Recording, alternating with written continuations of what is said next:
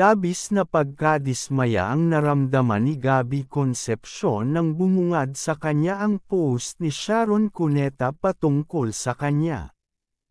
Ayon sa recent post ni Sharon Cuneta ay nais niyang pakiusapan ang mga taga-hanga ng love team nila ni Gabby Concepcion na tigilan na umano ang pag-asa ng mga ito na magkakabalikan pa sila.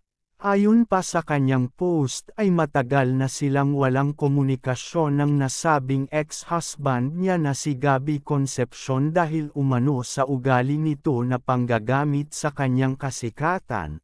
Ayon kanya ay patuloy lamang itong dumidikit sa kanya upang mabigyan din si Gabby Concepcion ng proyekto at mapansin ng management. Giit pa ni Sharon Cuneta ay tila hindi siya komportable sa presensya ng aktor na si Gabby Concepcion dahil alam niya sa sarili niya na may iba pa itong hangad sa kanya bukod sa pagkakaibigan na nabuo matapos silang maghiwalay.